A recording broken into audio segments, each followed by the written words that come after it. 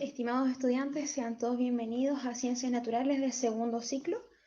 Mi nombre es Macarena Gajardo y el día de hoy, ¿cierto? Vamos a partir enseguida trabajando con la primera unidad de este libro, que es su libro de Ciencias Naturales, ¿ya? Es muy importante que ustedes tengan este libro, que lo puedan conseguir, que se lo puedan dar, para que puedan continuar con la lectura y sigamos siempre avanzando. La primera unidad de este libro se llama movimiento, ¿ya? Vamos a hablar acerca de lo que es movimiento, los componentes del movimiento, etc. ¿Qué es el movimiento? Quiero que ustedes puedan observar esta imagen. Si se han cuenta, es una cuadrícula, tiene letras y tiene números, y tiene tres figuras. Tiene una nube, un corazón y un sol. Ahora, mi pregunta es, ¿cómo sé yo que existe movimiento? ¿O qué es el movimiento en general? A través de esta lámina, ¿cierto? Vamos a observar otra imagen, ¿cierto? Siguen estando los mismos componentes, los mismos números, pero resulta que hay algo distinto. No sé si lo pudieron observar. Voy a retroceder otra vez. Lámina número 1, ¿cierto? Donde sale la primera imagen. Corazón, nube, sol. Segunda imagen, corazón, nube o sol. ¿Qué fue lo que pasó acá? Me imagino que ustedes están pensando, ¿cierto? Que en la primera, ¿cierto? El corazón estaba en el A2, en ese cuadrado, en el A2, este cuadrado de acá, ¿cierto? Y en la segunda imagen, del A2 cambió al A1, es decir, que la imagen o sea, claro, en este caso el corazón, se movió. Entonces, ¿qué es el movimiento? El movimiento es cuando un cuerpo cambia de posición respecto de un sistema de referencias, ¿ya? Nuestro sistema de referencia en este caso era esto, una cuadrícula con números y letras. Este es nuestro sistema de referencia. Y yo supe que el corazón se movió porque pasó del A2 al A1. Por eso lo sé. Y aquí hay un ejemplo, ¿cierto? Dice aquí, bueno, no dice, pero sale un paradero y una micro, ¿ya? Entonces, si yo estoy mirando ambas cosas, ¿cierto? Y yo miro el paradero, ¿la micro o el paradero se mueve? ¿Cuál de los dos? ¿Mm? Si yo estoy fuera de la micro, en el paradero, yo voy a ver que la micro se va a mover. Yo sigo sin moverme, ¿cierto? Ahora, si yo estoy dentro de la micro, ¿quién se mueve? ¿La micro o el paradero? Todos dirán, oh, obvio que se mueve la micro porque yo me estoy moviendo de lugar. Pero en realidad no es así, yo estoy sentada en la micro. Yo estoy sentada viendo por la ventana. Y lo que se mueve en realidad es el paisaje.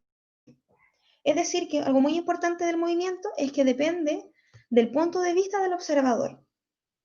Hay un ejemplo que sale en su texto que es acerca de una montaña.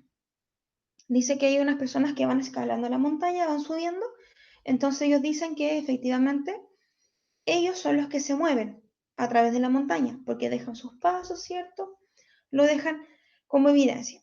Pero si hay un astronauta desde el espacio que está viendo la misma montaña, va a ver el astronauta, ¿cierto? Que la montaña es la que se mueve. Entonces todo va a depender del punto de vista del observador. Eso es muy importante en el movimiento. Ahora, vamos a hablar de dos cosas que son súper importantes y que la gente suele confundir y que hay preguntas relacionadas con esto en sus evaluaciones, que es la trayectoria y el desplazamiento. Son distintos.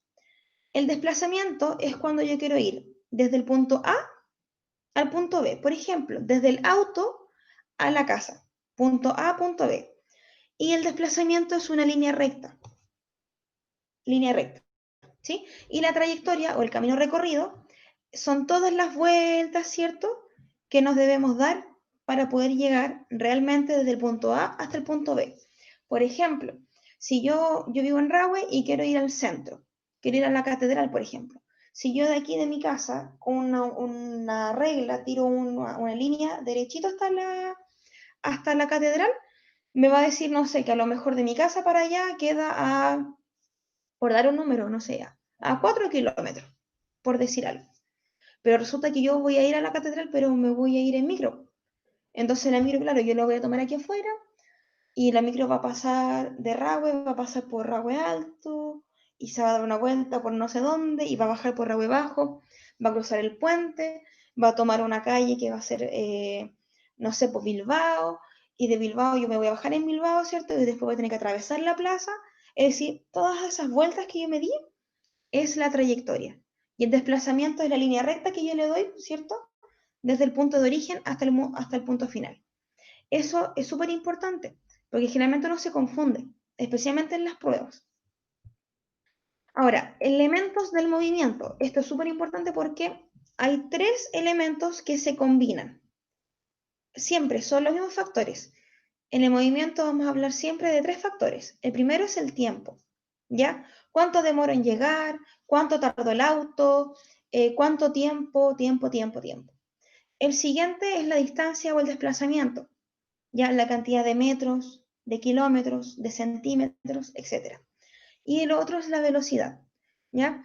En su libro sale lo que es la rapidez y velocidad, son cosas distintas, por si acaso, ¿ya? Y aquí en este PPT que estoy presentando, en esta diapositiva, salen las fórmulas que vamos a ocupar. Estas fórmulas también están en su libro, ¿ya?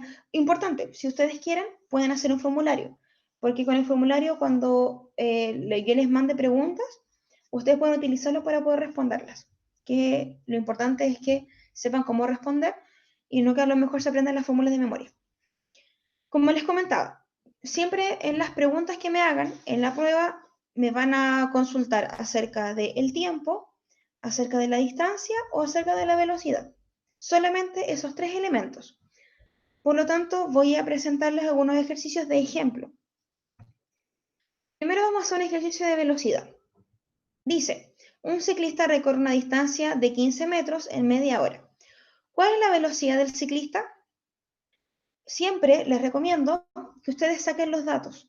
Como ya les comentaba, nos van a pedir solamente 3 datos que son importantes. No nos preguntan si es un ciclista, un auto o un corredor. La pregunta siempre va a ir en relación al tiempo, a la distancia y a la velocidad. Entonces yo voy a escribir tiempo, distancia, velocidad y voy a ir escribiendo los datos que me entrega obviamente el ejercicio. Entonces me pregunta, ¿cierto?, ¿cuánto tiempo tarda en hacerse la acción?